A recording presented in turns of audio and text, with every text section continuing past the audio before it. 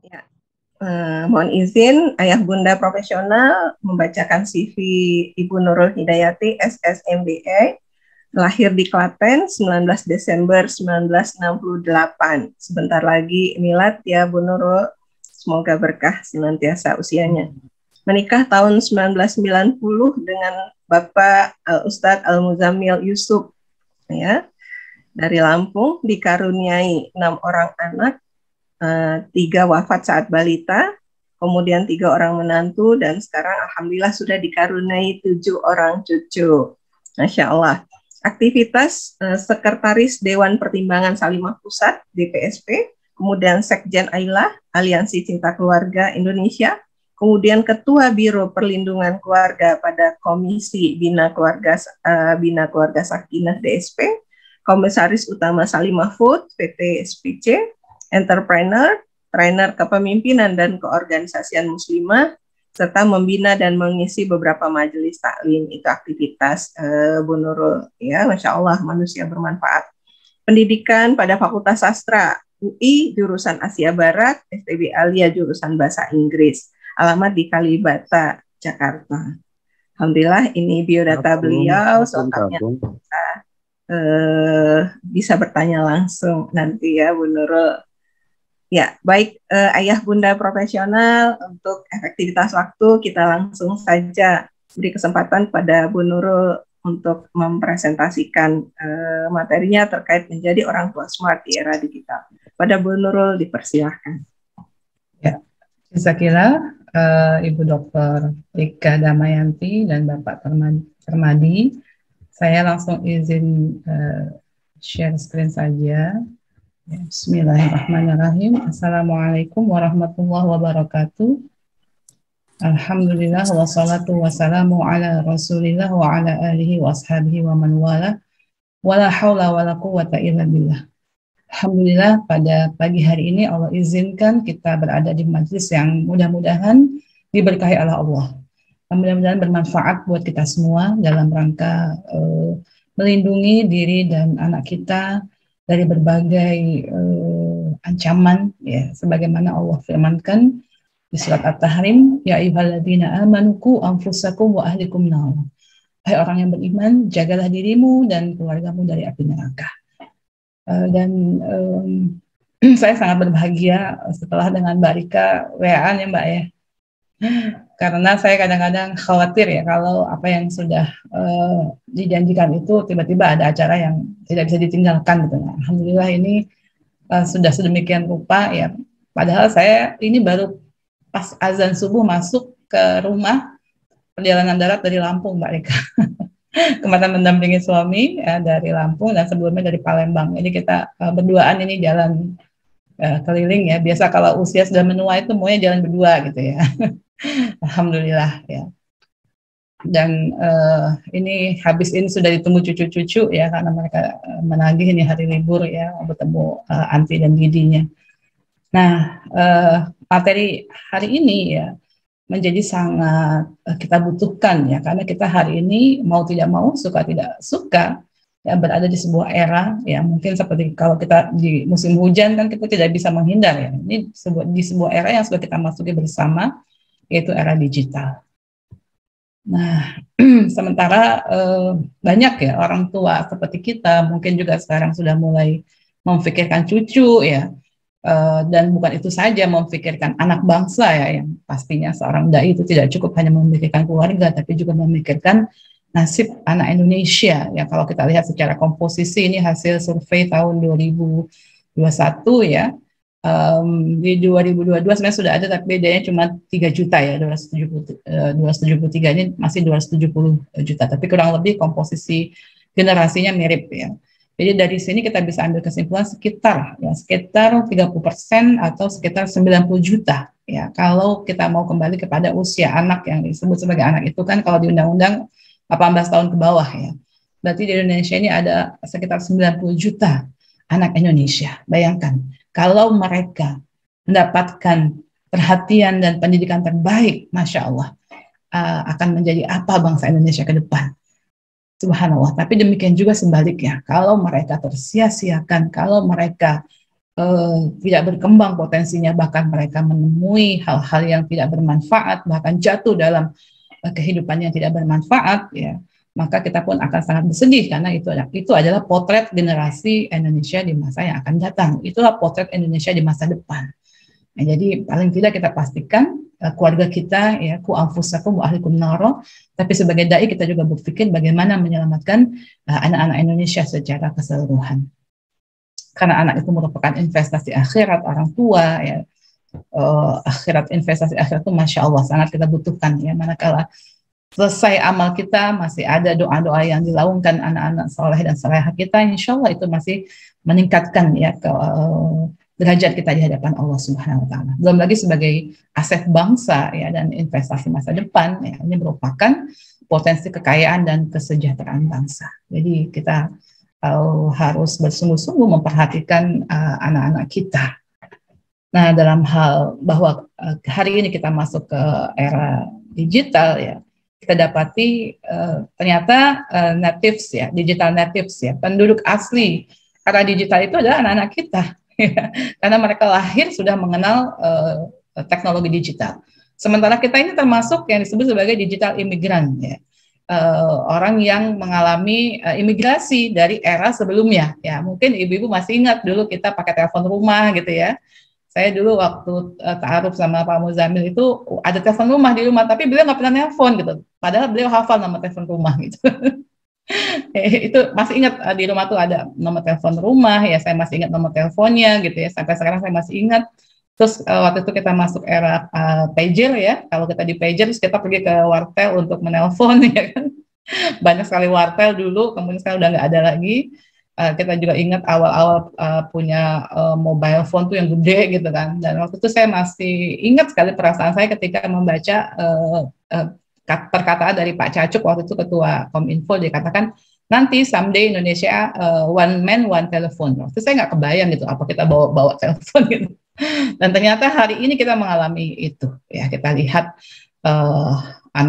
anak kecil, ya, tukang sayur, tukang beca, hampir semua terhubung dengan apa yang disebut sebagai perangkat atau teknologi digital ini, ya, yang hari ini tak terhindarkan. Jadi anak-anak generasi sekarang merupakan digital native, mereka penghuni asli, ya, era ini, sementara kita digital imigran, kita itu yang berimigrasi.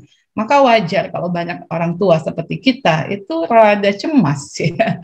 Kadang-kadang kita agak cemas gitu menghadapi era ini. Kenapa? Karena anak-anak itu, masya Allah gitu, ya, keterampilan mereka menggunakan teknologi digital itu kadang-kadang keterampilannya, ya, melampaui kita. Mungkin kita paham, kita tahu, tapi jari kita tuh tidak selincah mereka.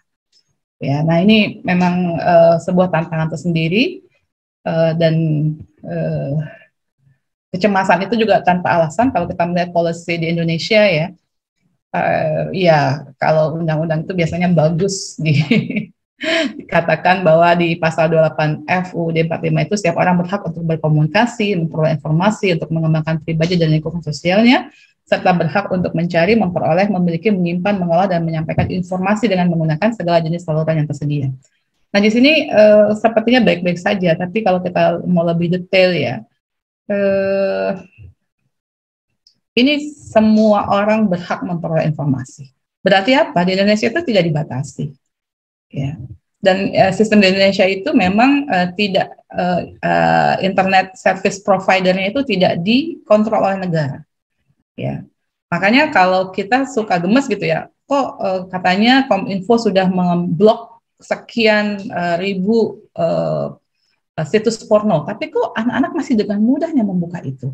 Kenapa kalau di Rusia gitu kan bisa gitu pemerintah benar-benar memblok situs porno secara total?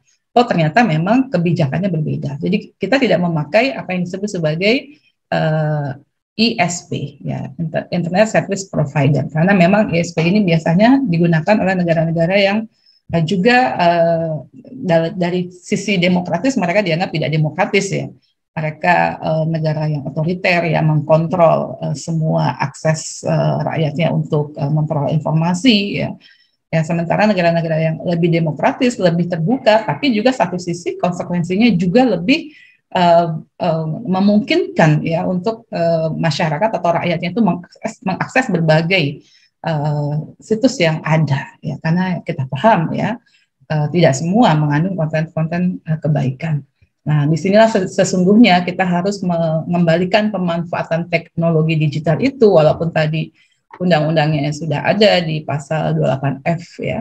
Tapi sesungguhnya undang-undang itu kan merupakan konstitusi ya. Itu harus tunduk di bawah ideologi bangsa ini adalah Pancasila. Ya, jelas sila pertamanya ketuhanan yang Maha Esa. Jadi kita meminta ya pemerintah ya untuk mengontrol atau mengawasi kehidupan termasuk aktivitas dalam dunia digital ini harus sesuai dengan nilai-nilai Pancasila. Ya. Apalagi di Undang-Undang Negara Republik Indonesia tahun 45 pasal 31 ayat 3 ya, di sini sering diangkat oleh Pak Muzamil ini ya. Ini merupakan produk perundang-undangan terbaik dari reformasi ya, bagaimana sebuah pemerintah tuh harus mengusahakan dan menyelenggarakan satu sistem pendidikan nasional yang meningkatkan keimanan dan ketakwaan serta akhlak mulia dalam rangka mencerdaskan kehidupan bangsa yang diatur dalam undang-undang. Ini luar biasa ya, mulia sekali gitu para perumusnya ya, sampai bisa menggariskan bahwa sebenarnya sistem pendidikan nasional kita yang formal, informal, non formal itu kan tidak semua formal ya pendidikan itu. Formal, informal, non formal itu semua harus dalam rangka meningkatkan keimanan dan ketakwaan serta akhlak mulia dalam rangka mencerdaskan kehidupan bangsa. Masya Allah, indah sekali ya kalau kita bisa hadirkan sebuah bangsa yang berkeimanan, yang memiliki ketakwaan yang rakyatnya, dan juga memiliki akhlak mulia yang menjadi kultur ya dari bangsa itu. Ya, Masya Allah. Nah, mohon izin di slideshow kata peserta. Iya, saya berusaha slideshow, tapi kok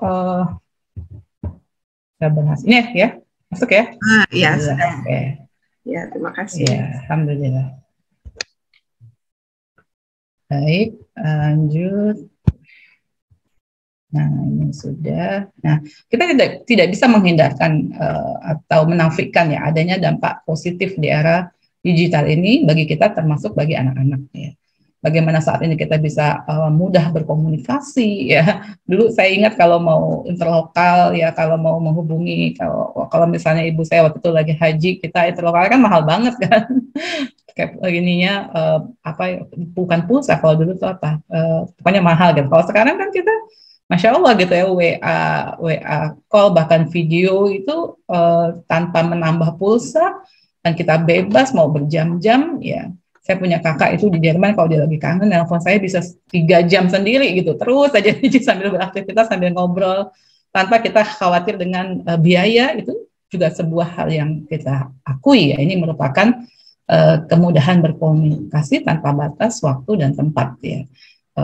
Kita nelponin cucu ya, walaupun nelponin cucu ini juga jangan kejebak dengan kita bisa berlama-lama. Karena apa? Karena kan dia pegang gadget gitu. Dia pegang gadget, jadi ya, kita harus pikirkan gitu bahwa dia melihat video itu sama dengan dia mulai berinteraksi dengan gadget. Jadi jangan berlama-lama. Kemudian kemudahan mendapatkan beraneka informasi yang dibutuhkan ya, Masya Allah hari ini ya. Dulu apa-apa kita buka buku, buka majalah, pergi ke perpustakaan. Sekarang apa-apa bisa diakses ya dengan mudahnya. Kemudian juga hadirnya beragam media edukatif ya. Kemudian belajar jarak jauh seperti hari ini, Masya Allah nggak mungkin terjadi nih kalau dulu kan.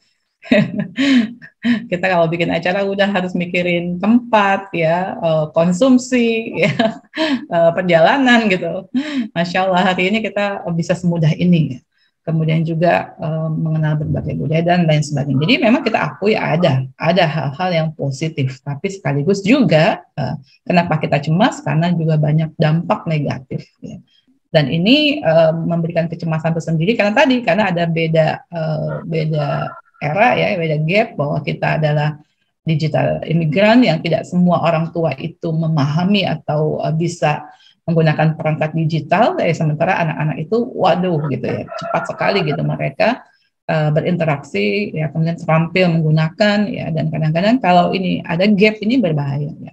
Saya menyampaikan materi ini sudah beberapa kali bekerja sama dengan Kominfo. Saya juga coba turunkan ini di daerah-daerah ya, di sudut-sudut desa gitu ya. Saya berkomunikasi dengan ibu-ibu. mereka itu Masya Allah gitu. Saya pernah berdialog di sebuah desa di Lampung ya Mbak ya. Ya Bapak Ibu di sini, saya kaget gitu karena ketika saya tanya Bapak Ibu-ibu tahu nggak kalau anak-anak pegang gadget itu bahayanya apa ya, kata saya gitu. Iya kalau dipanggil ini katanya, kalau dipanggil susah gitu. Oh iya, apalagi Ibu apa ya, nggak ada, cuman itu aja. Jadi mereka itu nggak paham kalau di dalam gadget itu ada bahaya pornografi. Mereka tuh nggak paham ada bahaya gaya hidup homoseksual yang begitu masif ya mempromosikan, nggak paham. Ya, jadi Masya Allah ini tugas kita ya. Nah, sementara mereka juga tidak mengerti bagaimana penggunaan itu ya. Jadi memang akhirnya nanti kita berpikir bukan hanya orang tua, memang idealnya orang tua bisa menjadi pihak yang menaungi anak-anak. Tapi masalahnya di Indonesia ini mayoritas ya pendidikan orang Indonesia kan hanya lulus SD gitu ya, hanya SD bukan lulus SD gitu. Itu kan memprihatinkan. Artinya apa? Secara pengetahuan, secara keterampilan kita tidak bisa andalkan. Jadi banyak sekali masyarakat yang sangat membutuhkan mediasi. Nah di sini mungkin teman-teman profesional di kultural program-programnya bisa memediasi ya. Apa yang harusnya diperankan oleh orang tua ini diperankan oleh pihak mediator. Ya, jadi ini nanti akan menjadi program yang menarik. Saya sudah coba di daerah Tanggamus itu di Rantau Tijang kita bikin ini kayak dolanan bocah ya setiap hari Jumat itu. Jadi anak-anak itu kan belajar membaca pokoknya dibantu pelajaran mereka di sekolah. Kita bikin kayak semacam pendampingan, lalu khusus hari Jumat itu belajarnya cuma bermain, ya. Bermain dolanan bocah. Supaya apa? Supaya merasakan sensasi permainan kita zaman dulu itu kan enak tuh, bisa main galasin ya kan, galasin ya, main ini main itu ya, enggrang, asik gitu dengan kegiatan luar. Yang mana hari ini anak-anak era digital hari ini sering sekali hanya asyiknya itu di depan gadget, ya, di depan perangkat digitalnya. Nah ini yang bisa dilakukan misalnya. Baik, kita coba lihat dulu ya, semengerikan apa dampak negatifnya ini.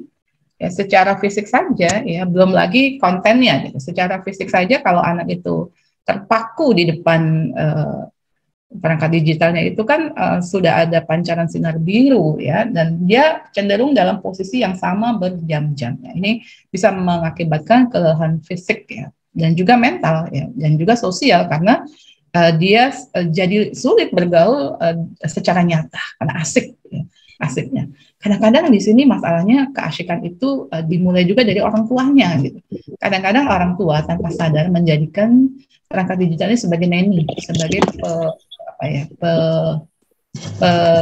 pengasuh anak ya. Uminya mau ngisi Iko gitu kan, anaknya dikasih HP gitu, jadi anaknya asik nggak ganggu umi. Jadi anaknya nggak ganggu uminya, anaknya yang terganggu, terganggu dengan konten yang ada tanpa uminya tahu. Nah ini yang insya Allah ya, saya juga punya pengalaman dulu di kepengurusan Salimah itu ada salah satu pengurus yang punya anak bayi ya. Itu saya sudah nggak nyaman untuk melihat si bayi ini bisa berjam-jam gitu di depan tablet ya. Saya bilang gimana itu gitu, Bu gitu, nggak apa-apa kok menurut ini kan kontennya udah saya pilihin semua film-film yang bagus ya, semua edukatif. Oke, semua edukatif, tapi berapa jam gitu. Ketika itu dilakukan berjam-jam, apa yang terjadi ya? Anak itu sekarang usia 9 tahun dan dia mengalami autisme ya. Jadi sangat menyedihkan ya. Jadi ada anak itu terbiasa melihat sesuatu yang bergerak ya, berbunyi, berwarna, itu memang menarik ya.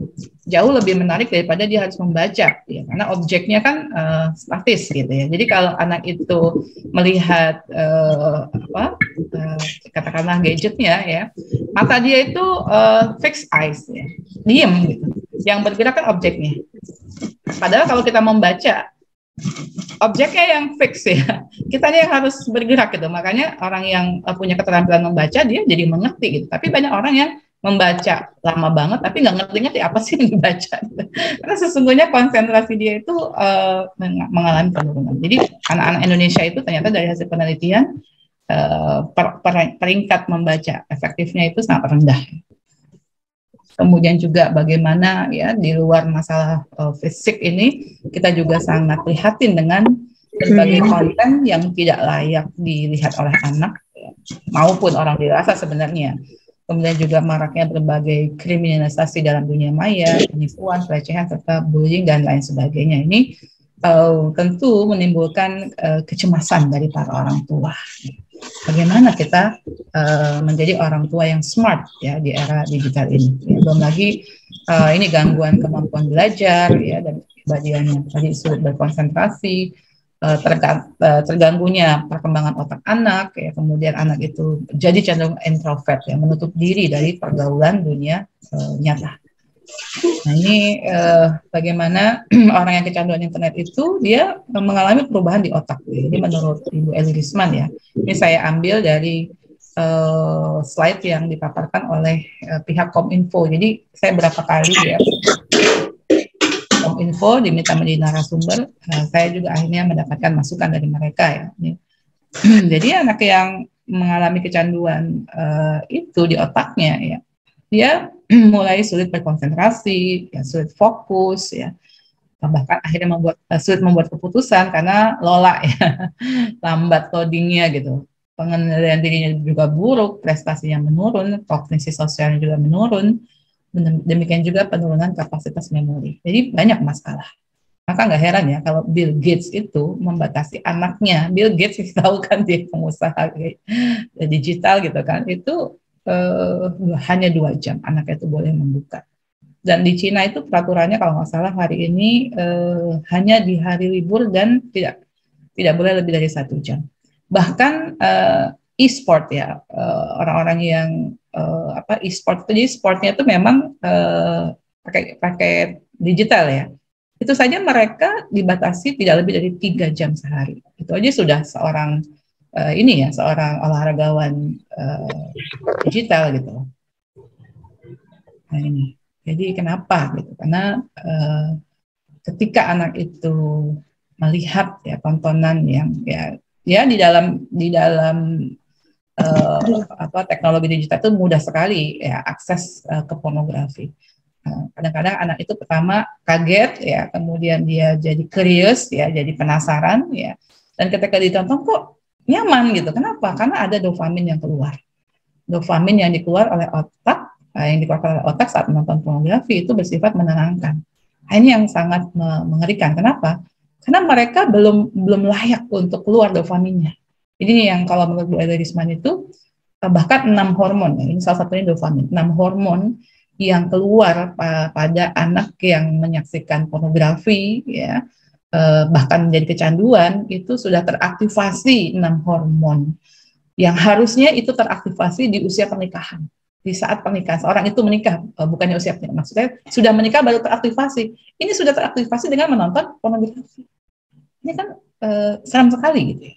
Maka bagian otaknya yang justru ya untuk mengendalikan fungsi kognisi dan emosi justru malah mengkerut ya divisinya itu. Nah, ini menurut para ahli psikolog ya. Kemudian juga belum lagi ya ini menurut Kominfo ya, selain gangguan fisik ya, gangguan mental, pelaku atau menjadi korban bullying, terbiasa juga dengan ujaran kebencian, kekerasan, kalau misalnya juga termasuk kebohongan. Jadi kita kan mengenal yang hoax itu kan paling intensif di dunia maya ya. Ya kadang-kadang ibu saya saja gitu ya, beliau usia 78 tahun, tapi beliau seorang yang berpendidikan gitu ya, beliau seorang dokter gitu ya. Itu kalau melihat YouTube itu kadang-kadang, no tadi di YouTube ada gini-gini, Bu tau nggak YouTube itu nggak semua benar gitu. Itu banyak sekali berita-berita yang sebenarnya itu hanya dibuat untuk mendapatkan pemirsa gitu ya. Jadi itu bukan kebenaran ya. Jadi aneh gitu kan. Kalau dulu kan semua yang diberitakan itu dianggap kebenaran. Hari ini hoax itu berseliweran dan anak mulai mengenal ternyata ada kebohongan. Ya. Apalagi yang nomor 4 ini mengerikan, terbiasa dengan pornografi. Ya, Masya Allah. Yang ditonton apa, yang muncul apa ya, yang pop up apa gitu kan, itu kan luar biasa hari ini. Kadang-kadang kita udah buka nih, mau dengerin Ar-Rahman dari digital gitu kan, dari handphone kita. Nanti diseling oleh iklan yang aneh-aneh gitu. Ya, karena mereka yang memiliki itu. belum lagi data-data terjadinya ya perilaku seksual remaja SMP dan SMU ya. Saya bacanya aja sudah nggak nyaman gitu. Intinya ya anak-anak sekarang itu sudah sangat mudah terpapar. Ya, bahkan dikatakan dari hasil penelitian ini itu di usia 11 tahun ada 90% anak yang terpapar pornografi. Nah ini data kementerian terbaru 2021 ya. 66% anak laki-laki, 62,3% anak perempuan pernah menyaksikan pornografi di internet. Na'udzubillah min dzalik. Saya juga pernah berdiskusi dengan seorang ibu yang anaknya itu ternyata kecanduan, bukan kecanduan ya, saya belum ketemu anaknya, jadi saya tidak tahu apakah anaknya kecanduan atau tidak, tapi dia sudah terbiasa menyaksikan ini apa kartun, tapi sebenarnya kartun dewasa, tapi bentuknya kartun. Ya. Tapi anak itu anak yang baik ya, dan terjadilah diskusi dengan sang ibu ketika ibunya kaget melihat anaknya itu membuka kartun itu di HP-nya gitu. Ibunya kaget sekali dan memeluk si anak. Mereka hubungannya bagus ya, terjadilah dialog ini. Kata si anak itu ngerti sebenarnya. Dia bilang, ini aku kan tidak melihat aurat perempuan, ini kan cuma kartun. Nah itu kan menarik gitu ya, bagaimana seorang anak itu mempersepsi seperti itu. Padahal ya konten kartun itu sangat konten dewasa gitu ya. Jadi ini luar biasa. Saya tuh kalau udah mikirin ini sedih ya, sedih sekali. Karena kemudian nanti kalau anak-anak itu sudah kecanduan pornografi, ya sebentar lagi dan bahkan saat ini sudah terjadi banyaknya apa yang disebut ya kita sebut sebagai kejahatan seksual pada anak. Kejahatan seksual pada anak itu ya pelakunya bukan orang jauh, bukan orang jahat. Ya, kalau dulu kita melindungi anak-anak itu dari orang-orang jahat yang mungkin dikenal sebagai penjahat gitu ya, nggak tahu dari mana pokoknya orang jahat. Dan hari ini kejahatan itu terjadi dan dilakukan oleh orang-orang di sekitar kita, yang mungkin boleh jadi mereka dikenal sebagai orang yang baik. Ya, kenapa orang baik ini kok jadi jahat? Ya, karena otaknya rusak. Rusaknya oleh pornografi. Ya, jadi tidak heran ya kalau ada ya berita misalnya seorang, mohon maaf ya, seorang ustadz yang mencabuli santri-santrinya, itu saya satu sisi sedih, tapi satu sisi juga ya Allah inilah gitu yang selalu kita bicarakan, inilah salah satu dampaknya. Banyak orang-orang yang diam-diam ternyata mengkonsumsi pornografi.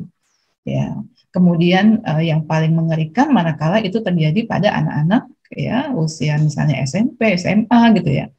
SMP lah, taruhlah SMP. Ini banyak kasus ya. Mereka kecanduan ya, padahal kalau pornografi itu setelah dia kecanduan maka akan muncul apa? Ketidaksensitivitasan ya, desensitization ya, nggak sensitif terhadap berita-berita tentang kejahatan seksual. Dia nggak sensitif kalau ada orang diperkosa, ada itu dia nggak takut apa nggak ngeri ya, nggak kasihan karena dia udah mulai rusak otaknya.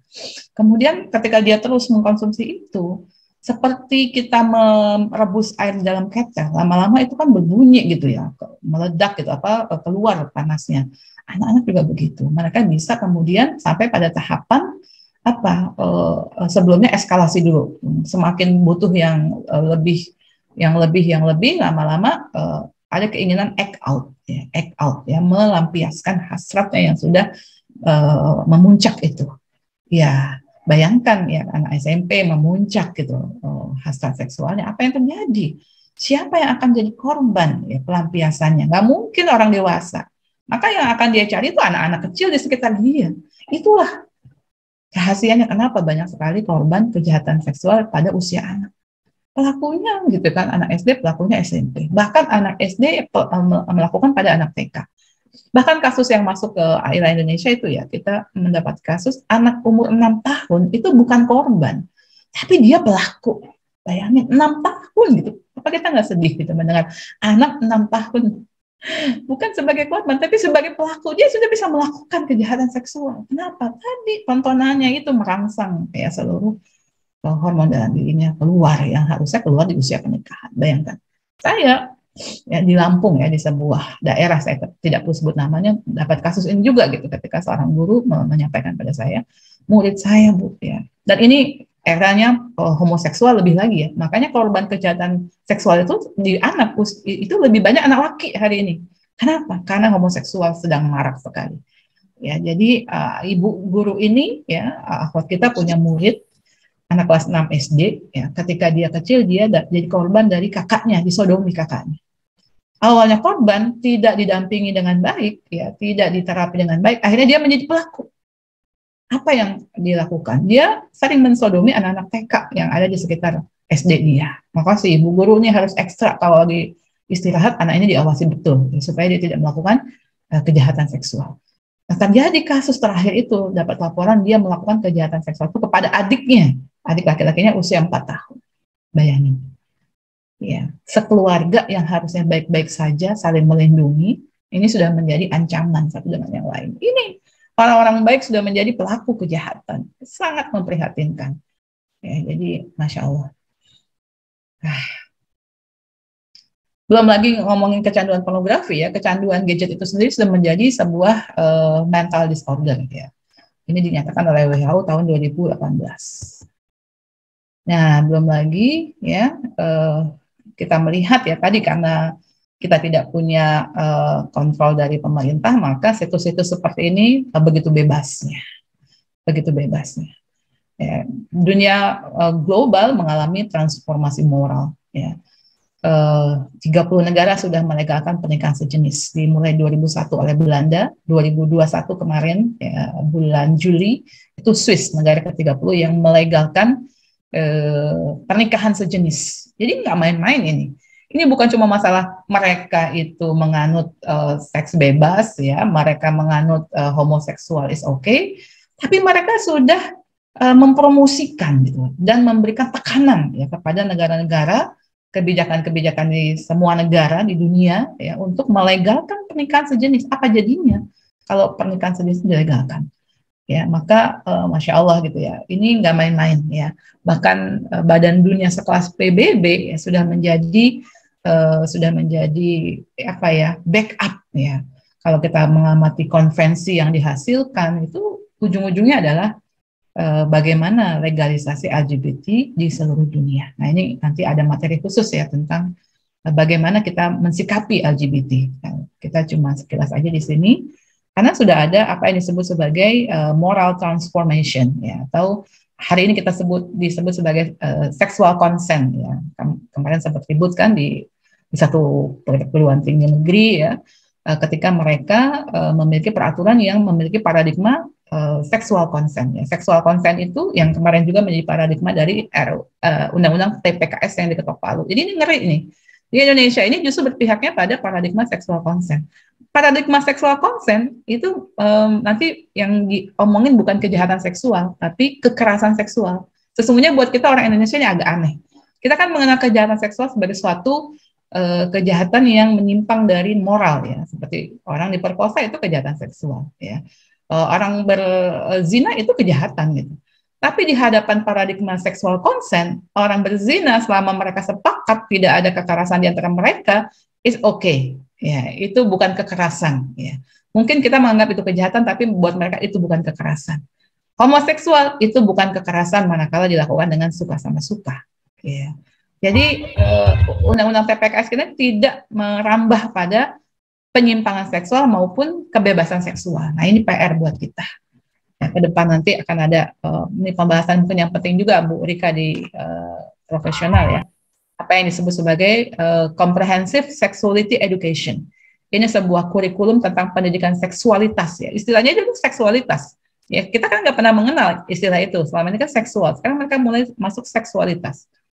Ya. Kenapa? Karena di dalamnya nanti ada konsep ya, apa yang disebut sebagai SOGI, Sexual Orientation, Gender Identity. Mereka akan perkenalkan itu ke seluruh dunia dalam CSE ini. Ya, bahwa manusia itu punya orientasi seksual yang beragam, bukan hanya cuma hetero seperti kebanyakan orang. Jadi orang yang homo itu pun normal. Bahwa manusia itu punya identitas gender ya, yang tidak tergantung pada alat kelaminnya. Kalau dia lahir dengan alat kelamin laki-laki, belum tentu dia itu laki-laki. Dia bisa menentukan apa identitas gender dia, mau laki mau perempuan, itulah gender dia. Bahwa kemudian dia boleh mengekspresikan gendernya. Kalau dia laki-laki lahirnya, dia mau berbusana muslim perempuan ya, itu adalah sexual rights, hak seksual. Mulai mereka memperkenalkan apa yang disebut sebagai hak-hak seksual. Dan mereka memperjuangkan hak seksual itu masuk ke dalam hak asasi manusia. Nah ini. Jadi ini yang terjadi di dunia global gitu ya, dan sudah menjadi menjadi hal yang lumrah ya, disosialisasikan oleh PBB. Bahkan kalau kita awas sedikit ya, itu salah satu poin dari SDGs ya, di Point Education 2030 ya, konsep 2000 Education pendidikan 2030 itu diantaranya masuk adalah CSE tadi. Dan saya sudah mendapati di Lampung satu sekolah yang diadvokasi, bukan diadvokasi, dididik ya oleh NGO tertentu yang bekerjasama dengan NGO dari luar. Mereka memperkenalkan konsep CSP dalam sebuah buku yang namanya Setara. Ya, itu buku yang bercampur banget. Dari 15 bab saya baca, 5 babnya itu sebenarnya mensosialisasikan CSP. Yang lainnya ya menjadi remaja yang percaya diri, bagaimana menghindarkan diri dari narkoba, sepertinya bagus. Tapi 5 bab itu sebenarnya isinya adalah konten CSP. Saya sudah dapati itu di Lampung, bayangkan. Itu sebelum ketok palu RUU TPKS menjadi undang-undang, apalagi kalau sudah menjadi undang-undang. Saya ke depannya agak ngeri kalau kita tidak paham apa yang terjadi. Jadi aneka bentuk promosi dan sosialisasi gaya hidup yang bebas dan menyimpang itu sangat mudah diakses oleh anak-anak. Bayangkan ya. Jadi kalau anak itu mau dating sama sesama orang-orang yang homo, dia tinggal buka aplikasi ya, sebuah aplikasi misalnya 3 kilo di sekitarku, siapa yang bisa aku ajak kencan. Tak, keluar daftarnya. Mau yang bagaimana? Yang putih, yang hitam, yang kurus, yang gemuk, pilih aja. Dan akhirnya mereka akan dating. Maka kalau ibu-ibu tahu ya bagaimana anak-anak remaja dijemput dari sebuah pegunungan oleh seorang om-om ya untuk kemudian menjadi simpanan homoseksualnya, dia dapat setiap bulan sekian juta, dibeliin motor, udah gitu, orang tuanya nggak masalah. Sangat mengerikan. Ini terjadi transformasi moral yang begitu luar biasa mengerikannya. Ya belum lagi kemarin kalau kita perhatikan ya ada sebuah ajang yang dipuji oleh semua orang sebagai ajang kreativitas. Ya padahal kontennya itu mengerikan sekali. Kita tidak cukup hanya membiarkan anak-anak itu kreatif, tapi kita juga harus sangat mengawal kreativitas semacam apa gitu. Kalau kemudian menjadi ajang promosi gaya hidup menyimpang, ya karena memang ini adalah ajang promosi mereka yang paling efektif di dunia fashion.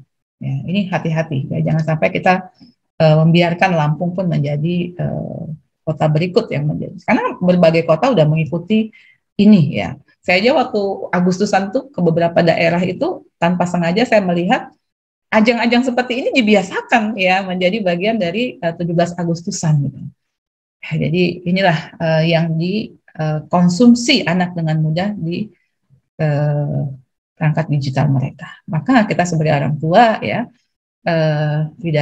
tidak ya wajar lah ya. Saya sangat saya juga sebelum ini saya juga curious banget gitu. Aduh, harus bagaimana nih kita, harus bagaimana orang tua, bagaimana nenek gitu ya kan, kita juga sebagai nenek itu juga harus memerankan the other significant person ya. Kalau orang tua itu kan the significant person, dia ada manusia yang sangat berpengaruh.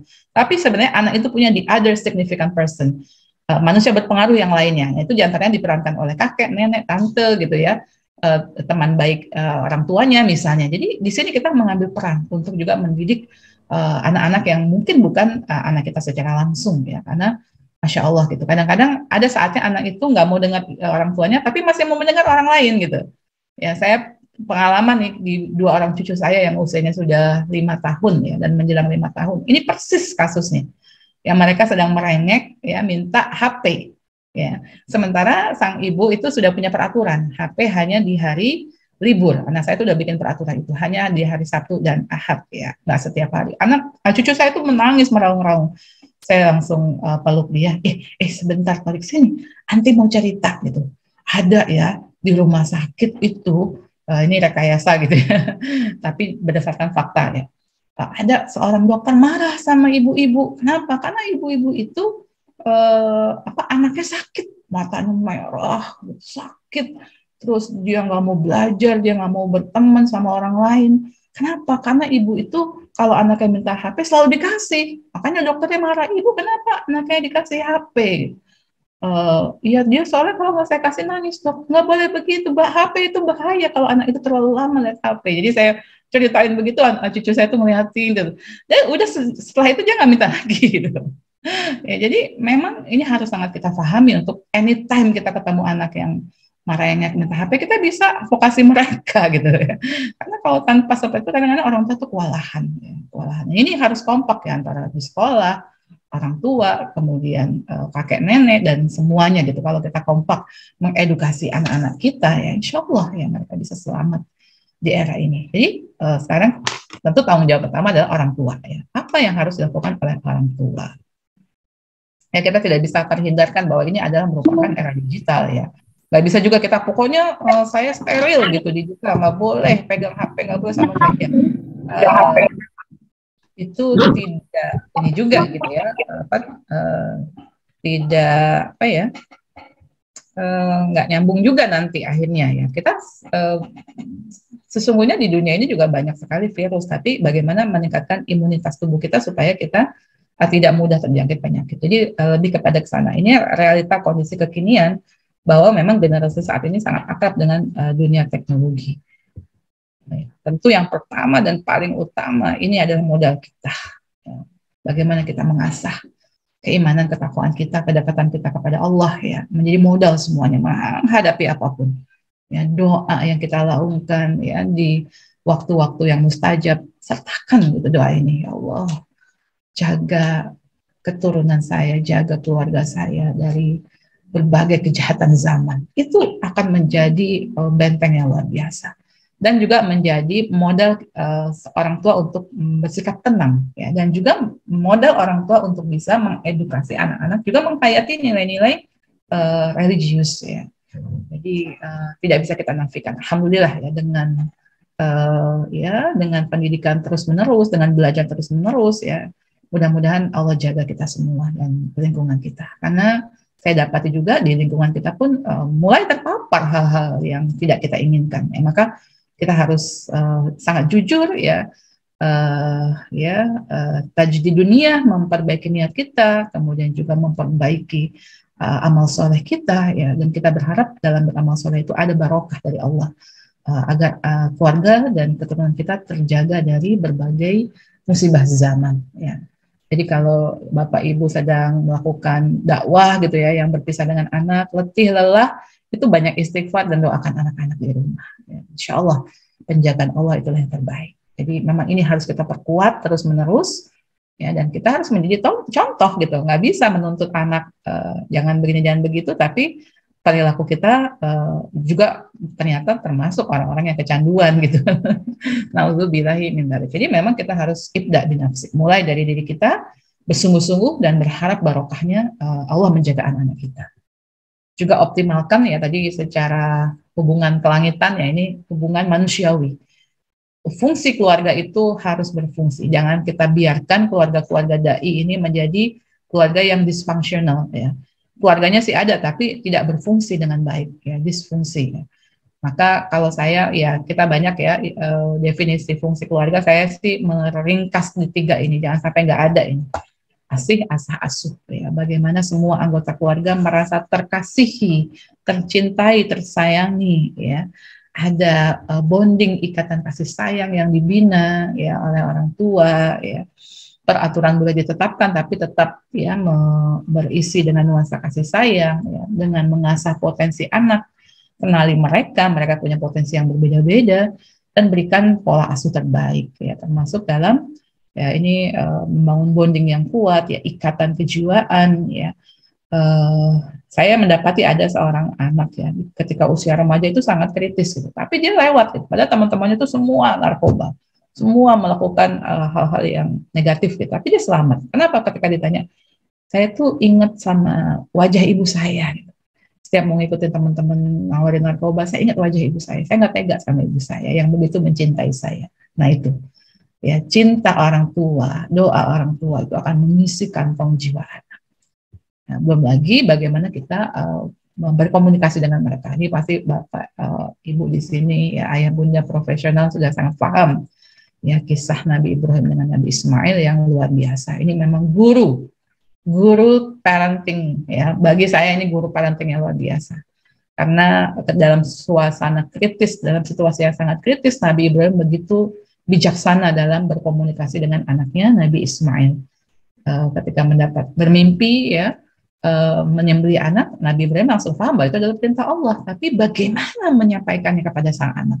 Berpikir keras ya, mencoba menunjukkan tetap kasih sayangnya. Nah, itu tergambar semua dari dialog mereka. Ya bunayya ini arafil manam anni albahuka fanzur madza tara, wahai anakku sayang ya, ya bunayya wahai anakku sayang, ayah bermimpi melihat ayah menyembelihmu nak ya.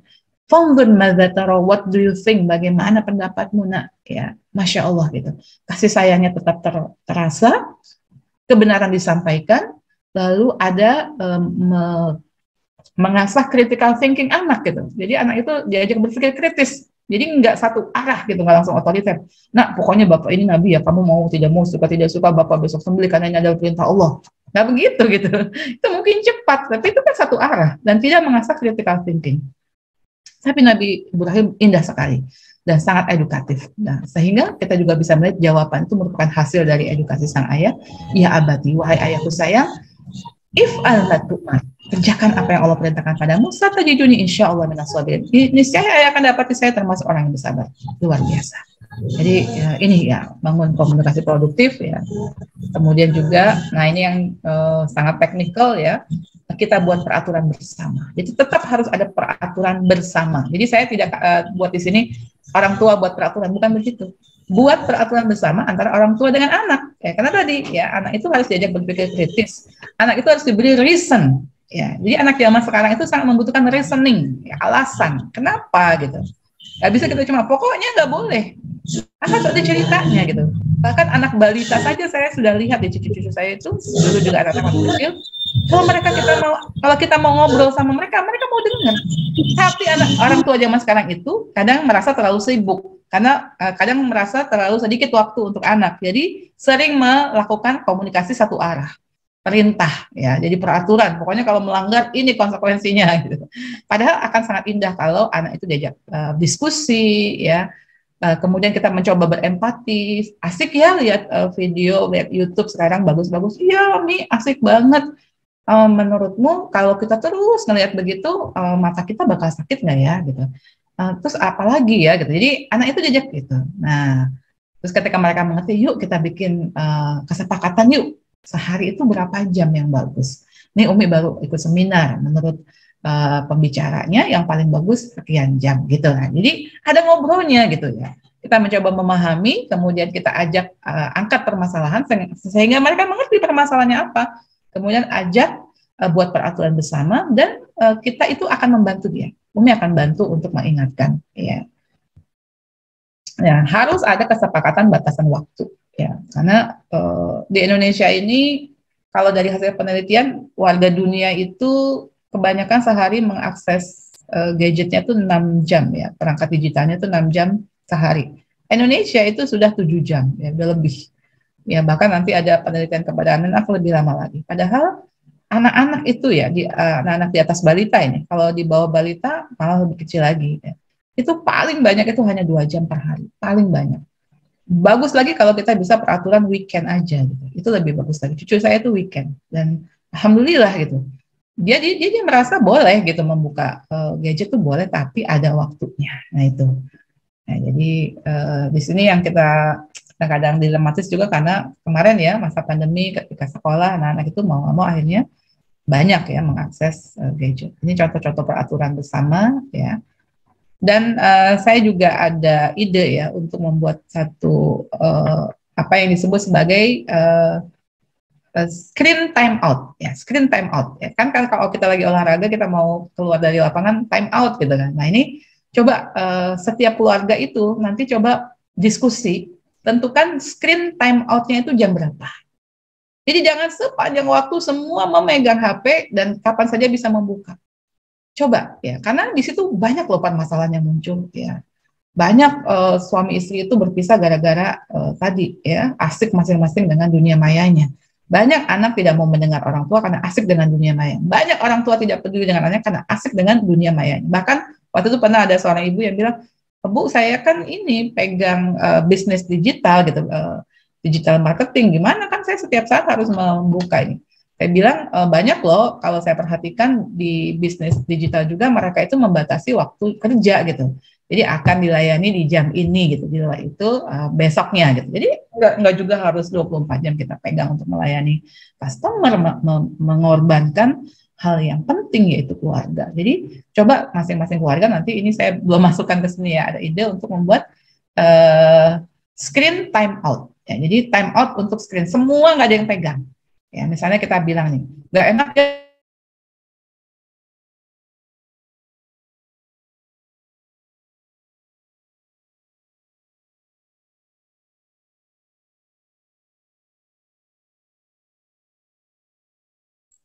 Bu Nurul, suaranya hilang ya?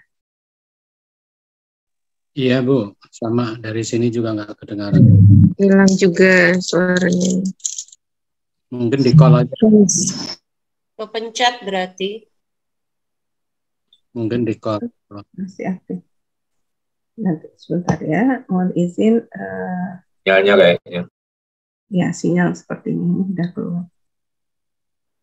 Mungkin beliau nggak tahu, jadi di call aja Bu Rika. Ya, siap.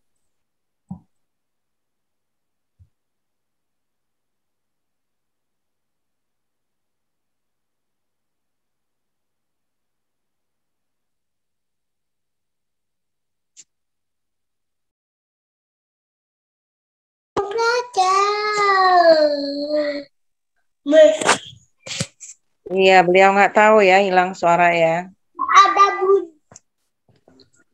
Ya, suaranya nggak ada Bu dalam di kota Bumi.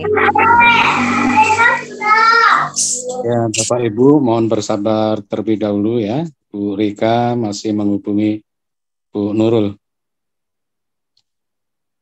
Lagi lost kontak.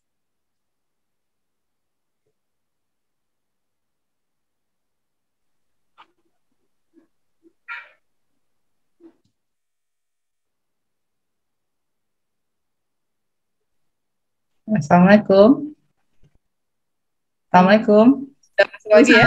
Waalaikumsalam warahmatullahi wabarakatuh. Oh, mulai diprotes nih saya. Baik, masih bisa dilihat share screen-nya? Diulang. Belum. Ulang ya, ulang ya. Iya. Sudah? Sudah, Mbak Rika? Sudah. Oke. Ya, baik ya. Jadi 1-2 jam saja ya Ibu-ibu ya, itu udah banyak banget. Bahkan anak usia di bawah 2 tahun sebaiknya jangan diperkenalkan gadget dulu ya. Jadi baru di atas di usia balita itu bolehlah 1 jam.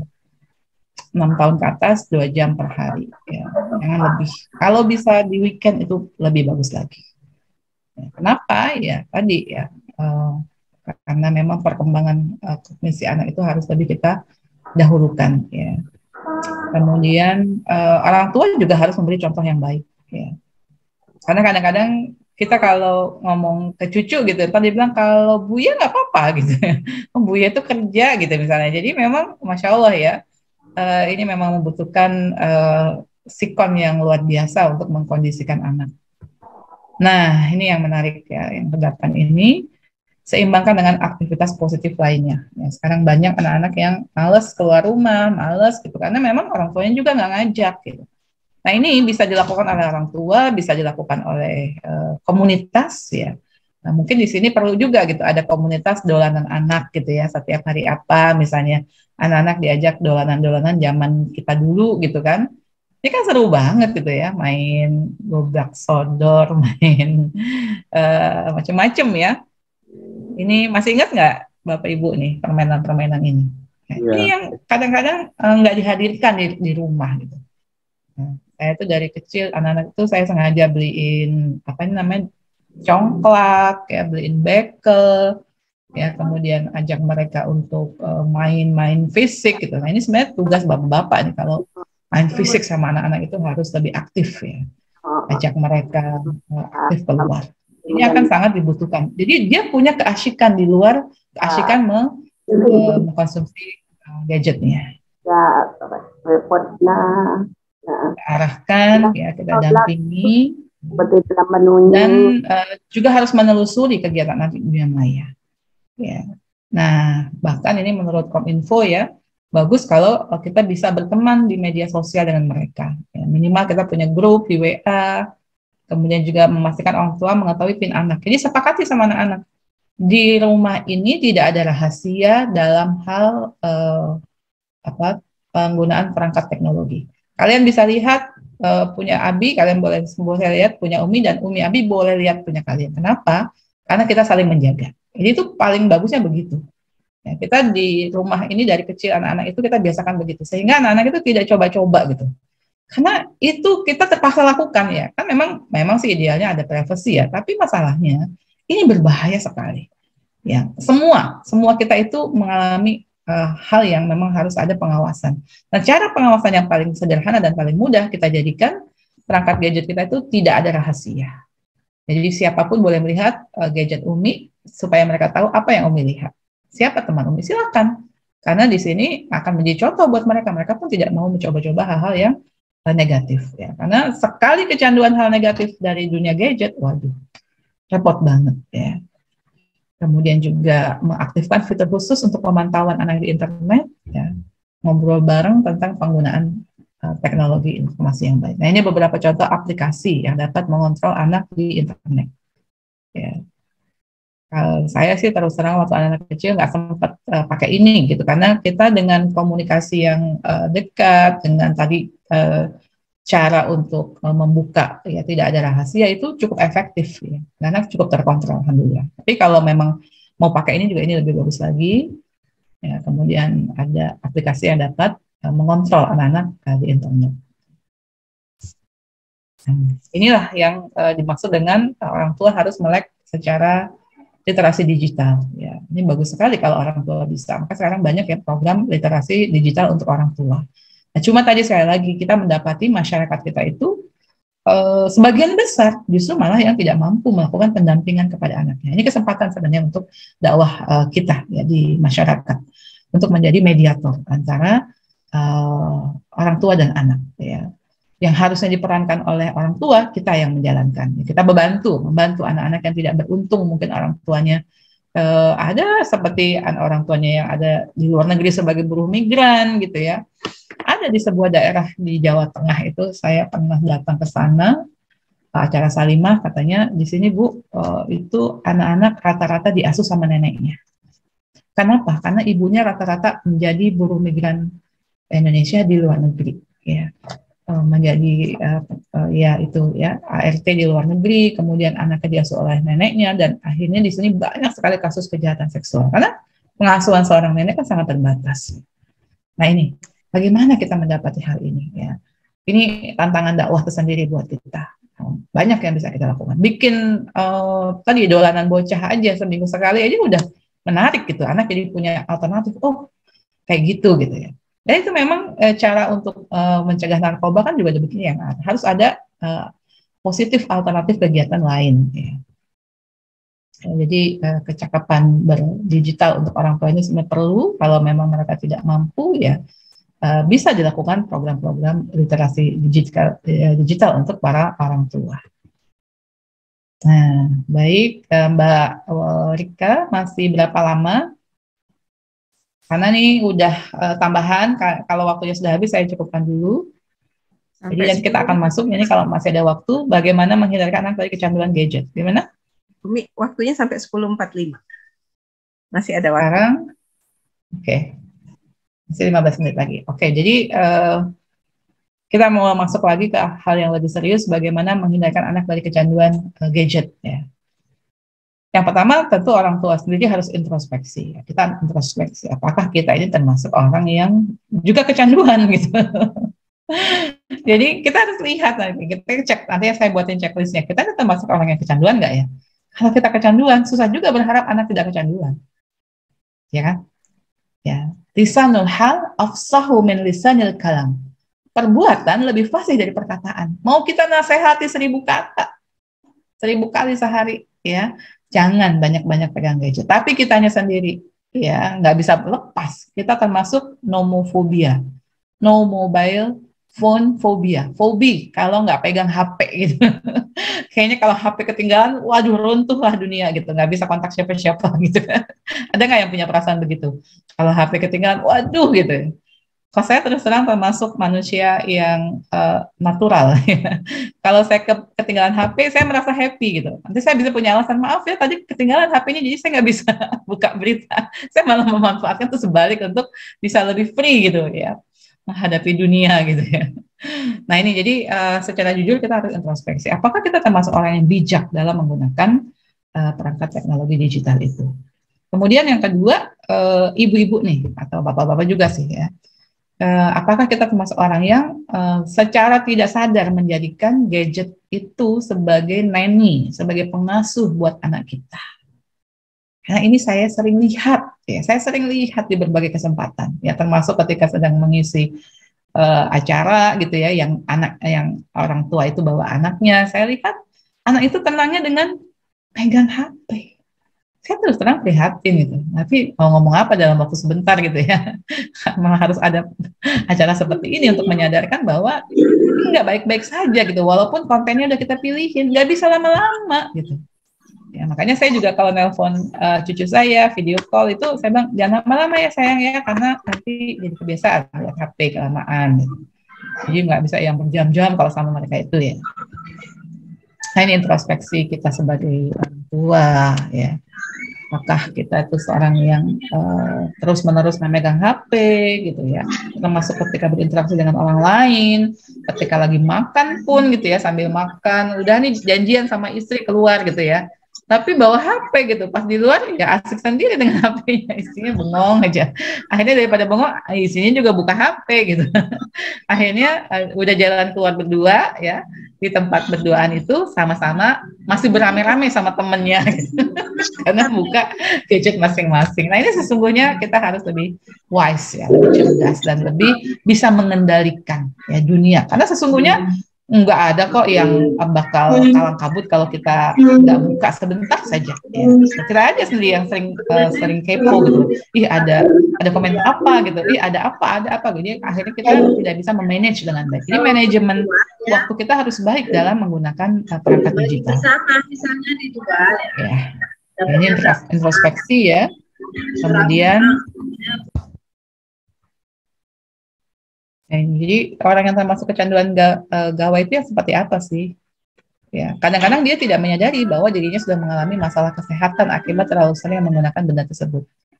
Ya, karena kecanduan gadget bisa meningkatkan risiko terjadi gangguan emosi, nyeri leher, karena kan nggak sadar kita gini, sulit beraktivitas, kurang tidur, ya, bahkan tidak bisa tidur gitu, hingga penyakit-penyakit lainnya.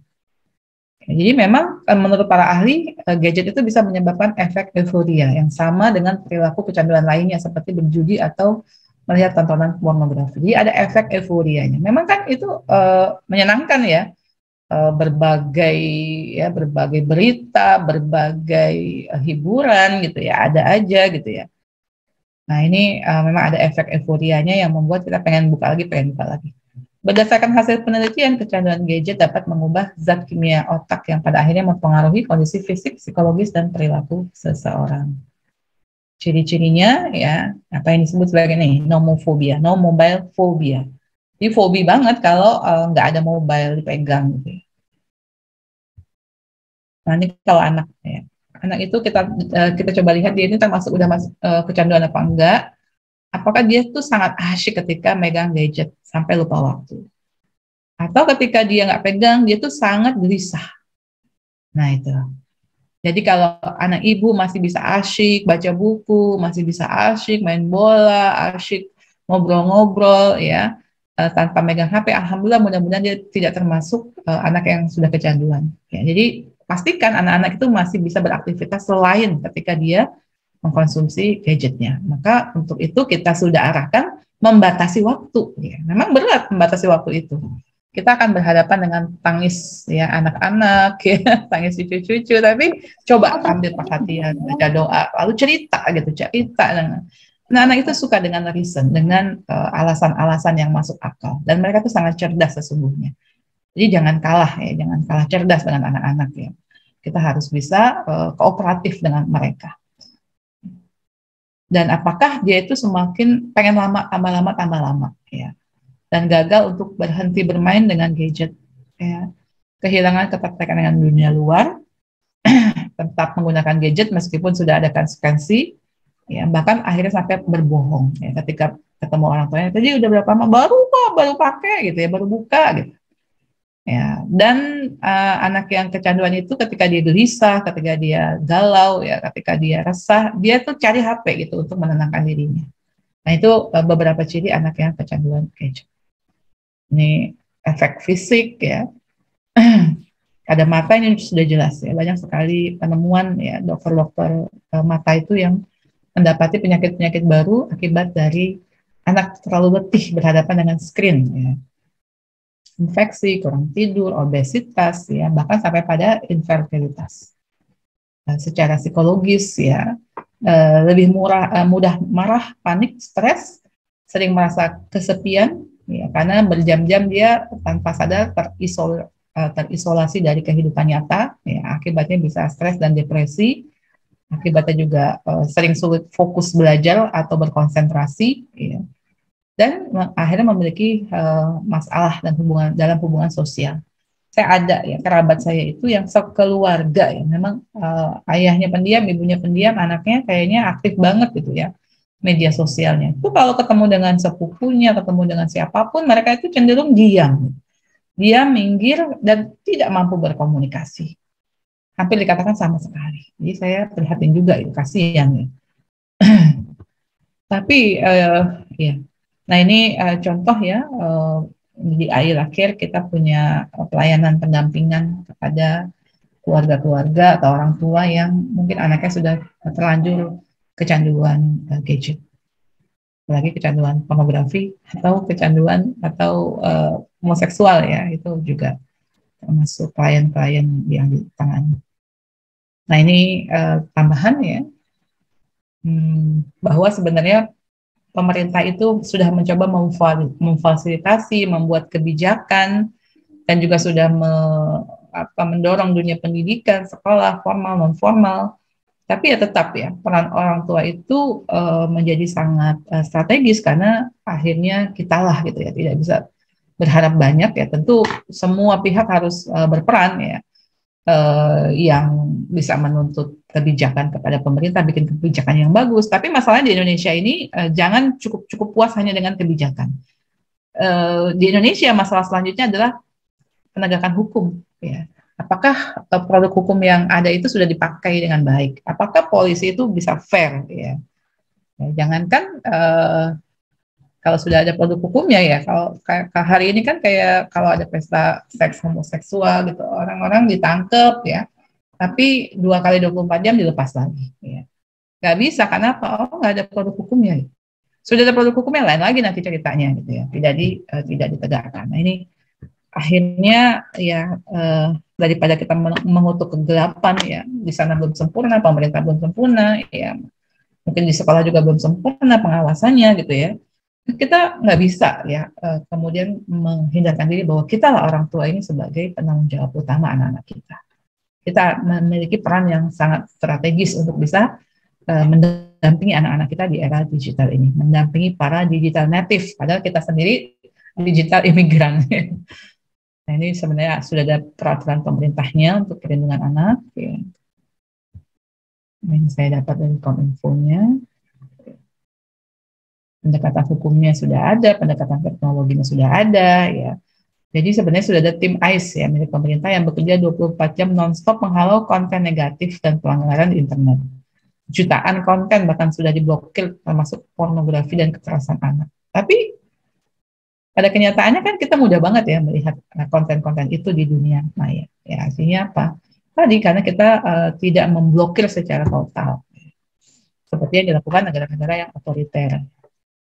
Nah, pendekatan kultural dengan menggunakan program literasi digital. Nah, ini bagus kalau bisa menjadi program ayah bunda di sini untuk di tengah masyarakat. Ya, karena ini sangat dibutuhkan. Dan di Indonesia, sekali lagi saya katakan, banyak sekali orang tua yang tidak mampu menjalankan perannya karena keterbatasan waktu mereka atau keterbatasan pendidikan mereka. Nah, ini juga kita bisa menghadirkan bentuk-bentuk kegiatan yang sifatnya memediasi ya, kekurangan itu ya. Ya, baik. Ini juga sebenarnya sekolah sudah ada, tapi saya melihat juga kurang ya, belum terasa. Baik, sampai di sini saya cukupkan materi saya. Semoga bermanfaat. Demikian kepada Ibu Dr. Rika saya kembalikan waktunya. Ya, baik. Alhamdulillah. Terima kasih Ibu Nurul Hidayati yang telah berbagi. Luar biasa ya, Ayah Bunda, ini materinya daging semua buat kita semua. Bahwa kita juga punya kontribusi kesalahan ya ketika anak mengalami kecanduan ya. Sebagai digital imigran tentu saja kita harus belajar karena menjadi orang tua smart ini belajarnya sepanjang hayat ya. Baik Ayah Bunda, supaya lebih bermanfaat lagi agenda kita hari ini, silahkan Ayah Bunda yang ingin bertanya. Tadi sudah ada di Zoom ya, ada pertanyaan dari Ibu Lilis, Bu Nurul, Bu Lilis Herlina ya, ada informasi anak diperbolehkan memegang HP ini sehari hanya 20 menit saja. Jadi yang aman ini 20 menit per hari atau 2 jam ya. Nah, ini ya. Ini pertanyaannya dari Bu Nurul. Kemudian ini yang raise hand. Yang raise hand, Masya Allah, luar biasa ya. Ini orang tua, ayah bunda smart ya. Banyak sekali pertanyaan, saya serahkan ini ke bapak-bapak dulu ya. Oh, ada 2 ayah nih, Eman Supriyatman dan Septian Cahyadi yang terlihat izin ya. Mohon izin Pak Erman, silakan Pak Eman Supriyatman. Silakan Pak. Pak Eman, silakan. Pak Eman, ada yang mau ditanyakan? Oke, kalau belum, silakan dulu ke selanjutnya. Pak Septian Cahyadi. Pak Septian, silakan Pak Septian. Kedengaran nggak, Mi? Ya, kedengeran. Ya. Kedengeran. Assalamualaikum warahmatullahi wabarakatuh. Waalaikumsalam warahmatullahi wabarakatuh. Nah, ada beberapa hal yang ingin saya tanyakan ke. Jadi kan kita baru memulai jadi orang tua muda ya, dan kalau kebetulan ngelihat di era digital ini arus atau traffic konten-konten yang bahkan gampang diakses sama anak-anak yang sudah kenal dengan internet, ini maksudnya gampang banget, nggak ada filter, bahkan istilahnya bahkan di gadget yang misalkan orang tua juga pegang, itu anak-anak bisa mengaksesnya, apalagi anak-anak yang sudah terbiasa misalkan di online, dia biasa dengan megang HP. Ini apalagi misalkan kayak case-nya anak-anak ini dengan game, terus dengan anime atau bahasanya mereka ada kalau saya lihat nih beberapa case, dan juga ini beberapa juga case yang dari beberapa teman di kita, dan yang memang notabene-nya dia sekolah di IT atau sejenisnya, itu udah terpapar. Nah, itu gimana ya untuk istilahnya merehab kembali anak-anak remaja yang justru di lingkungan kita sendiri atau saudara kita atau anak kita sendiri yang sudah mulai terpapar gitu. Bahkan ada beberapa case yang saya juga ketemu itu ya, jadi inilah kalau bahasanya di manga atau anime itu wibu-wibu, atau di game juga ada pacar online gitu kan. Dan itu yang memang seharusnya mungkin orang tua juga melek ya, tapi kalau misalkan yang udah terpapar ya, Mi, ini gimana ya untuk merehabnya ya? Ya. Ya, baik. Oke, pertanyaannya bisa ditangkap, Pak. Terus kayak misalnya ya kan kita kadang suka memang kalau bahasanya di saya sendiri sudah kadang suka naruh HP itu memang segeletaknya gitu ya. Dan akhirnya udah dibuka kunci, tapi kan mungkin sering ganti karena memang yang misalnya anak yang remaja bisa nggak tahu kuncinya. Kemudian itu gimana ya buat selain aturan bersama, kapan anak-anak kita itu bisa mandiri untuk istilahnya, karena nggak mungkin ke depan itu kan pasti nanti kalau di jeda SMP, SMA, mereka pasti menggunakan media handphone ataupun internet lah, atau SD sekarang aja sudah pakai itu. Nah, gimana biar bikin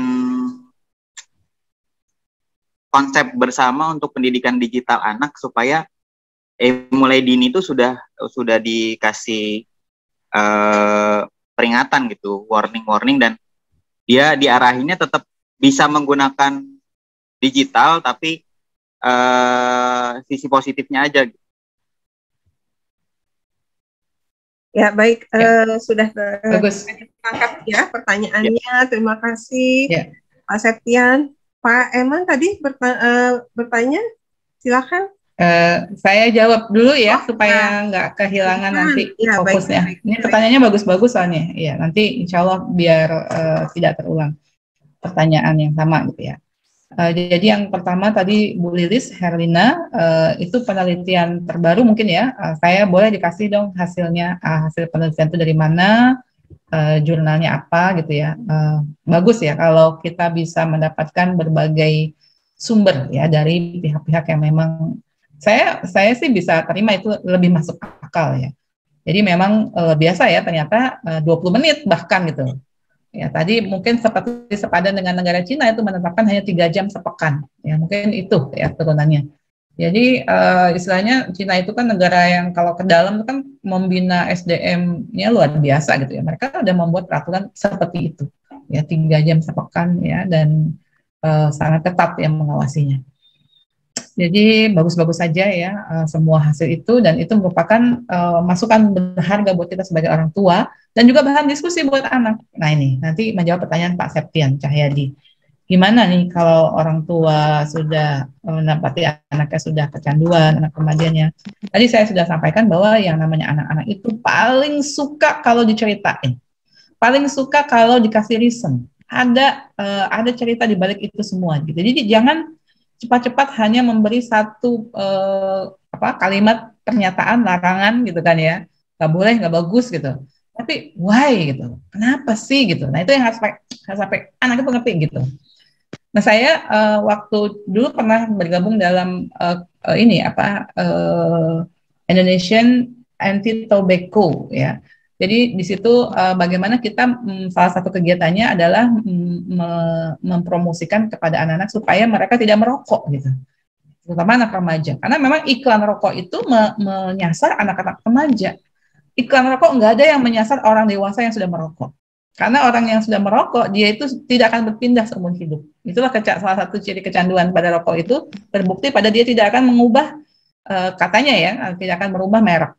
Jadi yang mereka salah satu anak-anak yang belum merokok yaitu anak remaja.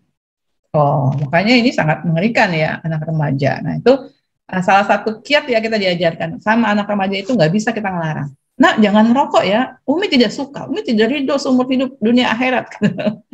Terus dia cuma bilang, iya Mi, dia takut di depan kita, tapi di dalam kepala dia, why? Gitu. Rokok kan asik, kenapa nggak boleh? Umi nggak ngerti banget dunia anak kan gitu kan? Itu yang terjadi kebanyakan. Jadi kita dianggap membuat aturan yang tidak bisa mereka terima gitu. Kenapa? Karena kita tidak memberikan reasonnya, tidak memberikan alasannya. Ya. Nah saya waktu anak saya remaja, saya kebetulan cuma anak laki-laki saya satu ya, yang 2 wafat ya. Itu ketika dia usia remaja gitu ya, waktu itu pas saya aktif di aliansi itu, saya ngobrol sama anak saya. Nih nak nih, masya Allah ya ternyata rokok itu luar biasa, bikin badan rusak gitu. Rokok itu ternyata ya untung ya cuma pabriknya itu saja lah. Kenapa mereka jualan terus menerus? Mereka nggak peduli orang itu jadi pada sakit gitu. Kalau menurutmu itu baik apa enggak? Nggak baik ya Mi, dia ngambil keuntungan di atas penderitaan orang banyak. Iya ya. Itu kan berarti jahat ya nak, jahat Mi. Kalau jahat kita lawan atau kita ikutin? Ya harus kita lawan gitu. Gimana cara ngelawannya ya, Mi? Cara ngelawannya, kamu jangan merokok. Kalau kamu merokok, kamu beli rokok, pabrik itu yang untung. Oh, iya ya, betul juga. Masya Allah gitu. Anak-anak itu butuh gitu. Hal-hal seperti itu, butuh pemahaman yang dalam. Sehingga anak-anak itu kan suka gitu loh, cerita-cerita tentang kepahlawanan, ya, perlawanan gitu ya. Nah, itu ketika diajak rasionya, diajak memahami dengan rasio seperti itu, rasional seperti itu, mereka akhirnya, anak saya itu akhirnya seumur hidupnya gitu ya, tidak mau merokok. Alhamdulillah sampai usia sekarang sudah 30 tahun ya. Itu contoh ya, ngomong sama anak remaja itu jangan pernah satu arah. Kita juga belajar tadi dari Nabi Ibrahim ya, berbicara dengan Nabi Ismail ya. Masya Allah gitu. Di ujungnya masih ditanya, "Fanzur madzatar", bagaimana pendapatmu? Nah, artinya kan itu tidak satu arah gitu. Itu melibatkan. Memang lebih lama dan harus lebih kerap, harus lebih akrab. Makanya saya menyusun ini benar-benar hasil dari apa ya? Ini benar-benar gitu. Formula yang menurut saya itu sangat-sangat insya Allah bisa works gitu. Ya memang yang pertama itu perkuat religiusitas kita gitu. Hubungan kita sama Allah gitu, kesungguhan kita untuk menjadi orang tua yang terbaik, kesungguhan kita untuk menyelamatkan keluarga kita, ku anfusakum wa ahlikum nar, diri dan keluarga kita dari api neraka. Kita sadar betul ini memang ada pihak-pihak yang walan tardu angkal yahudu walan nasara hatta tattabi'a millatahum. Itu harus kita sadari dan kita harus tahu konsekuensinya. Kita harus sungguh-sungguh. Ya nggak bisa tidak kalau kita tidak benar-benar bermohon, berdoa, meminta jalannya, memudahkan. Karena hati anak itu kan punya hati gitu ya. Ya kita mau ngomong apa aja, kalau Allah tutup hatinya ya tertutup. Ya. Tapi kalau Allah bantu dengan membukakan hatinya, insya Allah kita ngomongnya juga dengan doa. Rabbi shrah li sadri wa yassir li amri wahlul 'uqdatam min lisani yafqahu qawli. Ya, ajak bicara anak dengan baik. Ya. Ajak bicara anak juga kan pakai cara gitu kan. Jangan ketika kita lagi marah atau ketika dia sedang menutup telinganya. Oh, menutup telinga. Memang ada anak menutup telinga. Ada. Ketika apa? Ketika dia capek, ketika dia lapar, ketika dia marah, ketika dia ngantuk, kita ngomong 1000 kali pun dia tidak mau dengar. Ya nanti kita ngomong, ibu sudah ngomong 1000 kali, kamu nggak ngerti juga ya, karena nggak dengar bu, gitu. Karena lagi capek, lagi ngantuk, lagi nggak bisa dengar. Jadi justru mengirimkan pesan kepada anak itu dalam kondisi yang sangat oke gitu ya. Kitanya juga bisa ngomong baik, tidak emosional, anaknya juga lagi enak ya. Dia habis mandi, habis makan, lagi rileks, kita ngobrol sambil kita pegang tangannya, kita peluk, kita elus rambutnya. Suasana nyaman, kirimkan pesan. Nah, Umi prihatin, ya. Kenapa Umi prihatin? Kamu kok kayaknya asik banget kalau buka HP, bisa berjam-jam. Kenapa Mi? Kok Umi kok begitu? Iya Umi soalnya ini nih, habis ikut seminar. Ternyata HP itu berbahaya sekali ya kalau ditontonnya lama-lama. Ya, walaupun yang ditonton mungkin itu bukan hal yang jelek, tapi kita bisa sakit, ya mata kita bisa sakit kebanyakan, dan ternyata negara-negara yang mau maju itu membatasi loh jam melihat HP buat penduduknya, rakyatnya. Kita kalau begini berarti kita jadi bangsa yang bodoh ya, kalau masyarakat kita sendiri asik aja megang HP, asik aja ngeliat ini itu. Iya ya, Mi. Jadi coba jadikan itu sebagai bahan yang merangsang critical thinking anak. Anak itu perlu digituin. Jadi jangan hanya pernyataan-pernyataan umum saja gitu. Hanya sikap kita. Pokoknya ibu, pokoknya Umi, pokoknya Abi itu nggak suka kalau anaknya itu kebanyakan kelamaan nonton HP. Apapun alasannya Abi tidak suka, titik. Nanti kalau Abi dapati, Abi akan hukum. Wah, itu kan cara-cara militeristik ya. It doesn't work ya. Kalau untuk hari ini tuh nggak bisa begitu ya, anak-anak tuh nggak bisa begitu. Dia takut sama kita, tapi kita nggak ada, mereka jalan sendiri. Nah, jadi lebih kepada justru membangun kesadaran. Kita kan juga begitu. Kita juga dengan peraturan itu kita pengen tahu kenapa saya dilarang gitu. Nah jadi coba lakukan anak dengan sangat sadar ya, ajak dia berdialog, itu membutuhkan waktu. Jadi memang kita sendiri satu niatnya harus benar, mohon kepada Allah, dan juga kita fungsikan ini. Nah, ini juga perlu koreksi, apakah keluarga kita termasuk keluarga yang berfungsi atau dysfunctional gitu. Berfungsi enggak gitu? Apakah semua merasakan kasih sayang? Apakah semua bisa mengirimkan pesan kasih sayang? Apakah sudah memahami potensi anak? Apakah anak diperlakukan dengan baik? Atau anaknya cuma sering dimarahin? Orang tua hanya ngomong kalau lagi marah gitu. Kalau anak baik diem. Itu kan salah satu kesalahan orang tua. Ketika anak korek gitu kan, baik-baik saja, orang tuanya ya udahlah wajar gitu kan. Nah, tapi ketika dia salah sedikit, oh bangun kesiangan gitu. Besok anaknya nggak bangun kesiangan, ibunya diem aja. Padahal itu kesempatan untuk meng-underline gitu kan. Alhamdulillah pagi ini anak Umi bangun tepat waktu tanpa Umi bangunkan. Bahkan dari jam sebelum subuh. Tadi sempat sholat malam ya nak? Iya Umi, alhamdulillah. Oh Umi senang banget, happy banget, Umi bahagia banget. Itu ya Allah. Alhamdulillah, semoga Allah mudahkan kau begini terus ya nak. Yakin Bu, anak itu dapat suplemen yang sangat manjur. Dia akan terbawa oleh ucapan kita. Ya, apalagi dia tahu itu menyenangkan orang tuanya, dia akan lakukan.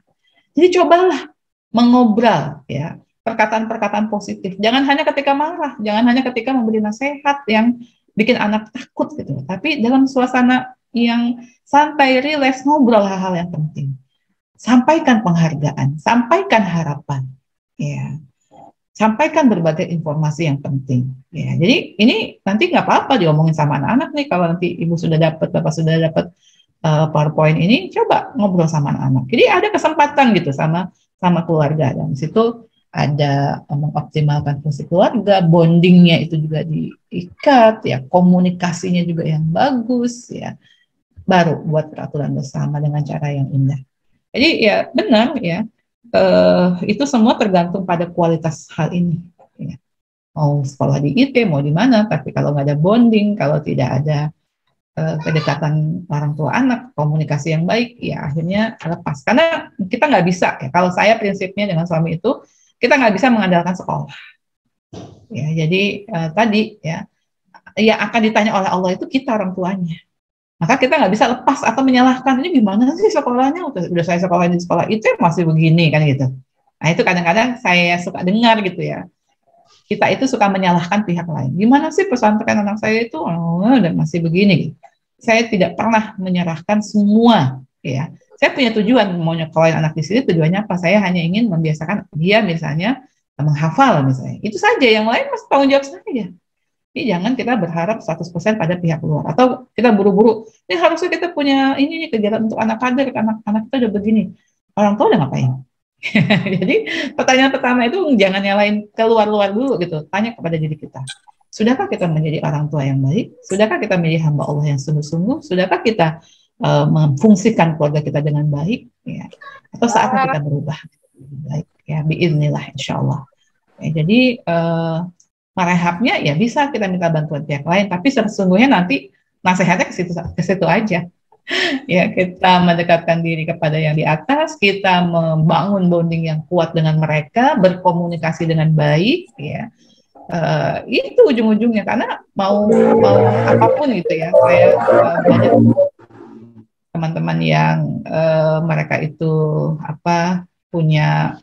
Saya berinteraksi baik dengan salah satu sahabat saya ya, Dr. Aisyah Dahlan, mungkin kenal, itu teman sebangku saya waktu SMA. Itu dia punya udah lama kayak, karena adiknya kena kecanduan narkoba, mereka punya rehabilitasi. Dia bilang sama Ru, yang namanya orang kecanduan narkoba itu tidak akan hilang dari memorinya. Dia cuma tergantikan oleh berbagai kegiatan alternatif positif lain, nambahin itunya gitu.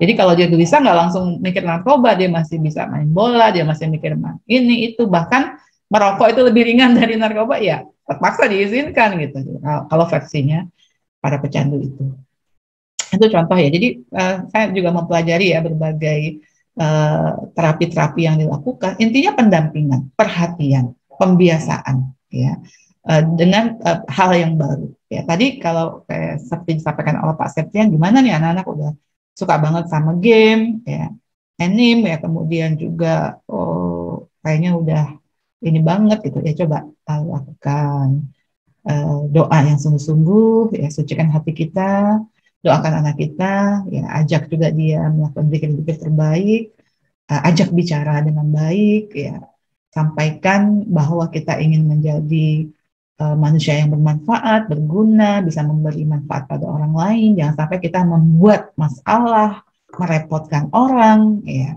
Oh ternyata orang yang nggak mau ngapa-ngapain cuma maunya lihat gadget, pada itu berbahaya. Nanti dia nggak mau belajar, dia nggak mau bekerja, dia kecanduan, malah dia sakit, dia harus diobatin. Siapa yang mau ngobatin? Orang tuanya direpotin. Nah, gimana kalau dia nggak bisa sembuh? Nah, jadi coba kita ajak dia bicara dari hati ke hati, ya, hidupkan critical thinking-nya, ya, dan sampaikan berbagai informasi penting. Ya, saya yakin, insya Allah, biiznillah, ya, biiznillah, dengan izin Allah, Allah bantu selesaikan semuanya. Dan jangan lupa ketika kita sedang beramal soleh, berdoalah buat anak-anak kita. Semoga Allah jaga mereka. Mungkin itu Mbak Rika yang bisa saya berikan jawabannya untuk dua penanya. Ya, baik. Jazakallah khair. Terima kasih Bu Nurul. Ini sekaligus menjawab pertanyaan di chat ya. Banyak pertanyaan sejenis terkait dengan yang sudah dijawab tadi oleh Bu Nurul ya. Ada pertanyaan dari Ibu Desi, ada pertanyaan juga dari Pak Setio ya. Gimana nih ya? Kalau sudah kesepakatan ya dan waktu baiknya direbut atau meminta dengan paksa, tadi sebenarnya sudah terjawab juga ya dengan komunikasi persuasif. Betul. Jadi memang ini tuh resep yang rada sebenarnya sapu jagat gitu. Termasuk kayak ada perdebatan anak yang dapat fasilitas sama anak yang miskin, gimana nih gitu pendekatannya. Ternyata ya sama aja ini semua gitu. Ya, banyak kok anak-anak miskin yang sukses. Oh, ternyata keluarganya sangat religius. Oh, ternyata baik sekali perhatian ibu kepada anak gitu ya.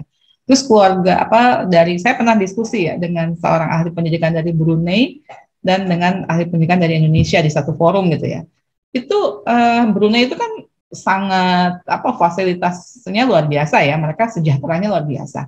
Mereka juga dapati betapa sulitnya orang tua mendidik anak di dalam kondisi penuh dengan fasilitas ya. Tapi masalahnya sebenarnya sama ujung-ujungnya. Mau keluarga miskin, mau keluarga kaya, kalau tidak ada hablum minallah yang baik, kalau tidak ada family yang berfungsi, ya, yang terjadi adalah dysfunctional family, mau dia orang kaya, ya gagal nanti. Ya. Tidak ada komunikasi yang baik, ya, kemudian ignorant, ya, acuh sama perkembangan anak. Nah itu jangan sampai terjadi pada kita semua, karena tadi sekali lagi ini adalah perintah dari Allah, ku anfusakum wa ahlikum nar, jaga dirimu, jaga keluargamu dari api neraka. Alhamdulillah di sini saya lihat juga banyak bapak-bapak ya, bahagia sekali karena jarang ya bapak-bapak biasanya yang mau berbicara tentang keluarga. Ini dikatakan ini urusan ibu gitu ya. Hari ini bapak-bapak nggak bisa begitu ya, karena nanti yang ditanyakan bapak-bapaknya pertama sama Allah. Gimana keluargamu? Nah, insya Allah mudah-mudahan Allah mudahkan kita semua. Kita paham permasalahan bukan untuk membawa pesimistis ya. Kita tetap optimis ya, biiznillah, tapi kita juga sungguh-sungguh ya. Ketika kita melakukan amal soleh, sekali lagi tadi kiat yang paling praktis itu ketika kita melakukan amal soleh yang benar-benar ikhlas kita lakukan, jangan lupa berdoa. Doakan keluarga, doakan anak-anak. Ya Allah jaga mereka. Ya Allah beri kemudahan kami untuk mencintai kebaikan dan membenci segala keburukan. Nah, mudah-mudahan itu bisa menjadi solusi buat kita bersama. Ya, tadi ada lanjutannya Bu Nurul, katanya bagaimana kalau orang tuanya tinggalnya berjauhan dengan anaknya. Solusinya gimana? Karena sekolahnya harus jauh dengan orang tua. Usianya berapa anaknya? Ini kelas 3 SMA. 3 SMA. Oh, itu udah SMA tinggal sudah dewasa ya. Karena sekolahnya jauh dengan orang tuanya. Sejak kapan berpisah dengan orang tua? Ini ya, sesungguhnya itu kelas 3 SMA itu sudah usia matang ya, usia dewasa ya. Kalau mendapatkan vitamin nutrisi yang baik sejak usia awalnya, sesungguhnya dia sudah cukup stabil ya. Tapi kalau selama ini masih belum mendapatkan pola asuh yang terbaik ya, kasih sayang yang cukup, komunikasi yang baik ya, akhirnya di usia itu masih sulit gitu orang tua itu mendekati anaknya. Karena sesungguhnya anak itu secara natural ya membangun komunikasi dengan anak ketika dia usia baru ngomong tuh umur berapa? 2 tahunan kan? 2 tahun, 3 tahun, apa yang dilakukan anak kepada orang tua? Mah, itu apa sih? Mah, kenapa begini? Mah, kenapa begitu? Iya nggak? Semua anak melakukan itu kan? Mereka itu Masya Allah sesungguhnya. Kalau kita bersungguh-sungguh jadi orang tua, kita akan bersungguh-sungguh menjawab pertanyaan mereka. Termasuk kalau nggak bisa, kita juga bersungguh-sungguh menjawabnya. Ya Allah, nak, pertanyaanmu bagus banget, tapi Umi nggak bisa jawab. Nanti kita baca buku yuk, cari informasi. Atau nanti kita tanya sama ayah. Atau kita nanti, Umi punya loh teman yang ngerti, kayak nanti kita tanyain ya. Itu juga mekanisme yang bagus untuk menyadarkan pada anak bahwa dunia ini tempat belajar gitu. Kalau nggak kepada ibunya, ya bisa kepada yang lain. Bisa buka buku, bisa cari informasi ke guru, bisa ke siapa saja yang ahli.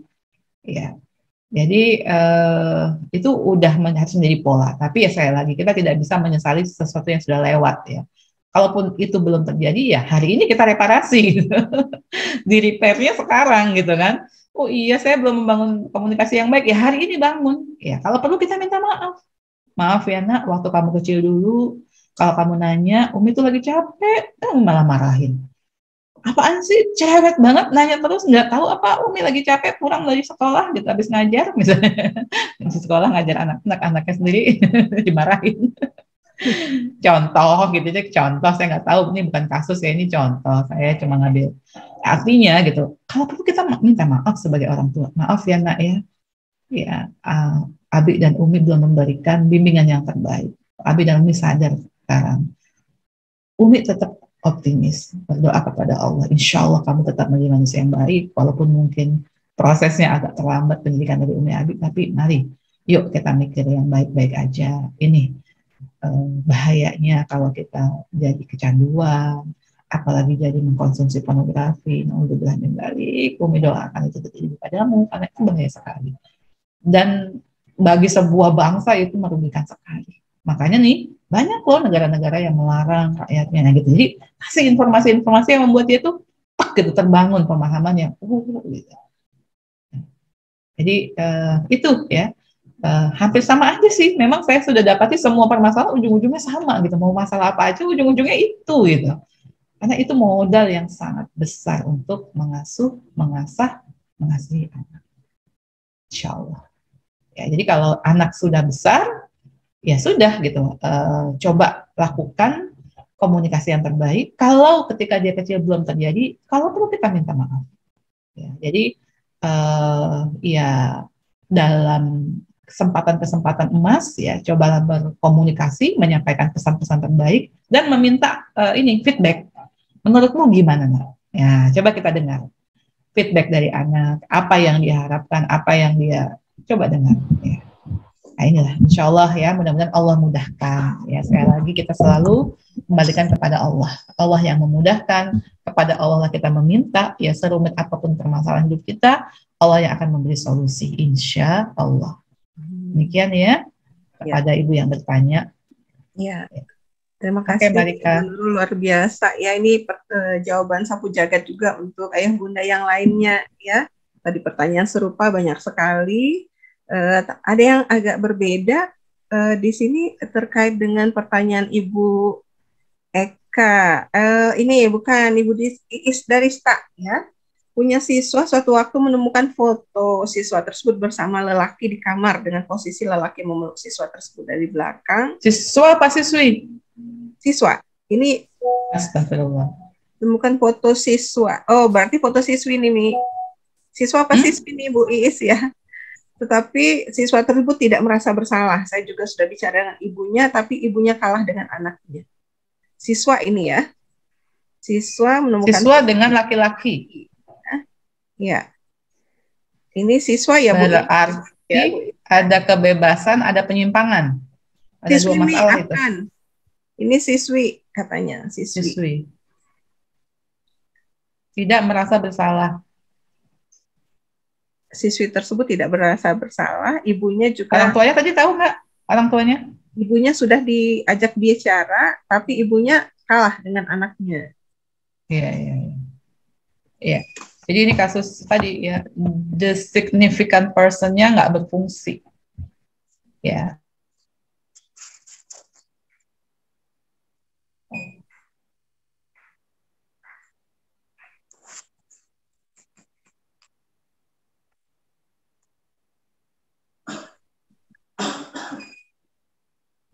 Bu Nurul, ini putus di saya. atau yang lain, Ayah Bunda? Putus di saya juga. Ya, tidak ada suara. Mungkin masalah jaringan lagi ya.